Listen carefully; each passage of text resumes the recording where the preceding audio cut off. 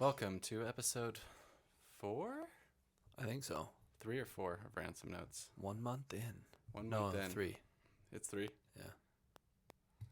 Oh, well, this is moving a lot slower than I thought it would. Anyway, welcome back for those of you that have been with us on this long journey of 3 episodes. And today, I don't know what we're going to be talking about, but I'm sure Davis does. What's the topic? Should we start over to trim it down? Absolutely not. Let's just go for it. What was your Instagram poll? I wanted to know if it's worth fixing up a lawn in this market before you sell a house, which I think we should take and maybe translate over into what's worth putting money into and what is not going to matter at all.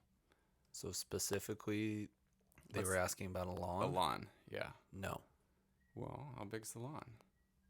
I don't care if it's in the Dallas Cowboys stadium. If it's dead, they're still going to buy it. You think so? Yeah. I mean, I did buy my house, which has an oversized lot. We're on like the end. I think most of them are 6,000. Ours was like 7,500, and it was like shitty grass, like that crabgrass. And there's a giant pine tree that had roots like literally breaking up pavers. But I bought it anyway. Yeah. So to your point, yeah, maybe. And that's different. That's breaking up pavers. If we're just talking about a lawn, and you're the buyer, tell your agent to figure it out. Well, I think do you have time? If you have time, throw some sod on there and set an alarm every 2 days to go out and water in the morning. If you could just make that color come up a little bit, like the greenery. Yeah. I think it would help. I mean, it's all curb appeal, especially when we're talking about exterior.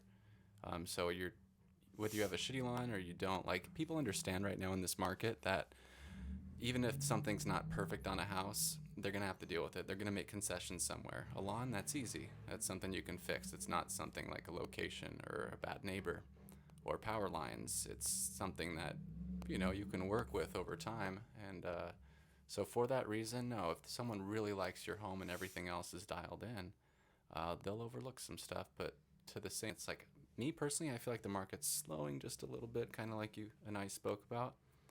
And if it's about making people compete and like loving the house versus just like, yeah, I like it, works, I'll make it work. I can change a few things versus like, holy shit, this is exactly what I dreamed of.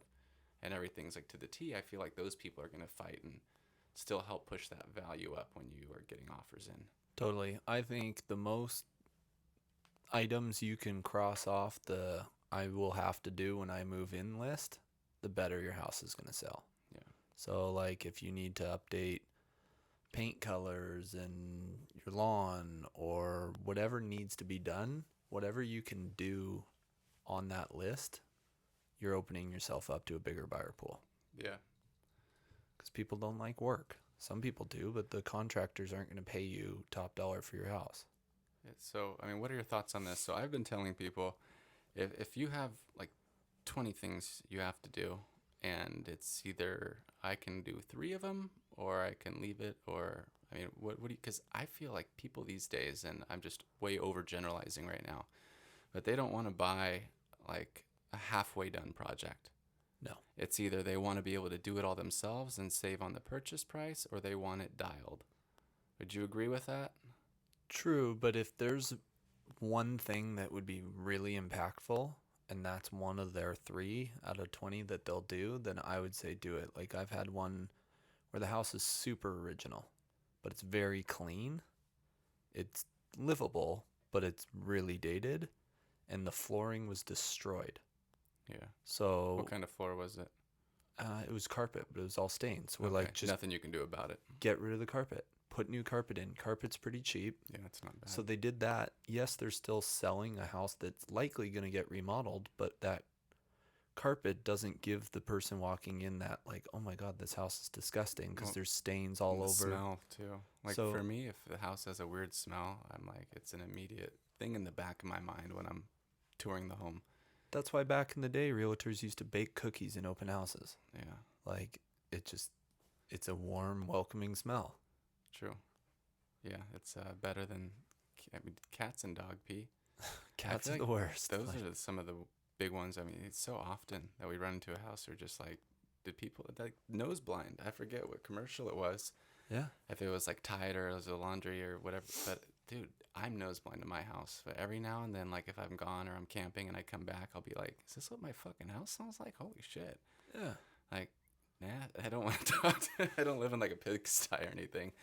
But yeah, I'll smell like the dog.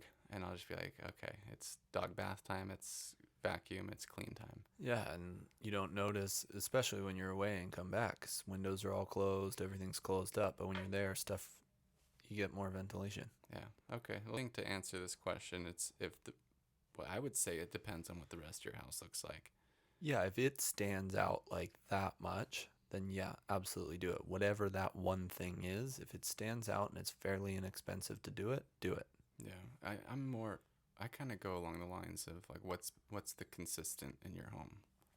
And if your house is kind of like, remodeled 20 years ago, it's clean, it's livable, someone's likely going to want to upgrade it, but you can move in right now and it's still a clean, good home. A lawn is something I may just consider leaving as is. If I just remodeled like my kitchen and I have new carpet or I painted the exterior and it's like the one thing that's bringing down the curb appeal, I would take care of it.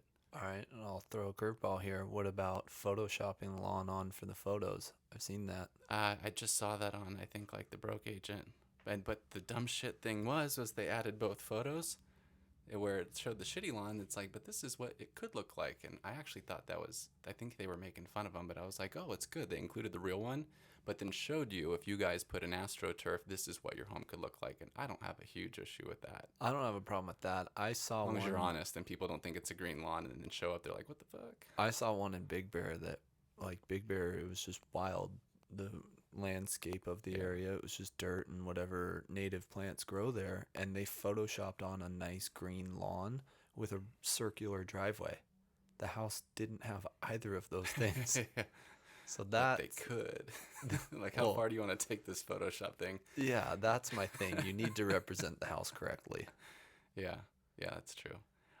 Me personally, I feel like I would maybe try to smudge a little on like a lawn. I've never done that, but I haven't needed to. If there's like a dog stain and there's one dead patch, then just go over it, because it's going to go away. It's going to go away anyway. Okay, you did a post today of a house that was, what was our word? Unique?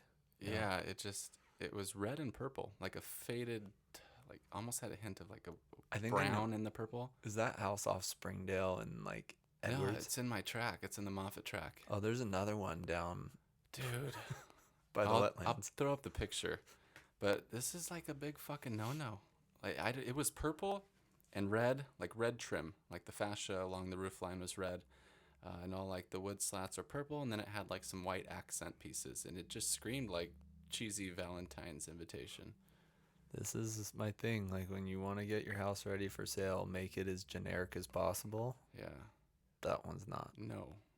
Most people are just going to immediately factor an additional $10,000, or they're going to immediately retract $10,000 from their offer, knowing that they're Some people won't even look at it because they go, I don't want work. Yeah.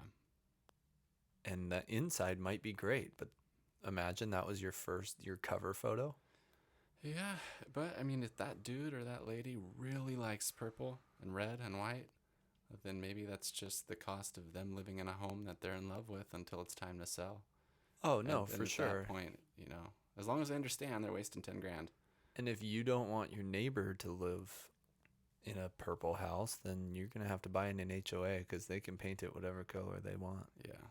That is one of the good things about HOA. Probably the only good thing is, it brings that, like, the consistency of the community and that's making sure everyone's keeping their shit up on point. Or not. Or Depends not. on your HOA. Yeah, I guess that's true too. All right. Well, I hope that was informative. I mean, it wasn't. Hope it was entertaining. Yeah, and if you have questions, let us know on Instagram. Like, hey, should I do this? I have specific questions, like this guy with a lawn, and we're now talking about it for 10 minutes. Yeah. Well, I hope that answered his question. If not, always message myself or Davis. I get questions maybe 3 or 4 times a week. I think you just got one. Yeah, and don't charge anybody anything. It's like, it's really easy. We know these things, so it's not like we have to go work for anything. It takes 10 seconds to give you some free advice. So if you have any questions, feel free to drop a DM. All right. Thanks for having me. Hey. Why did I just do the Fonzie thing? Cinco de Mayo. You're in party mode. Oh yeah, maybe.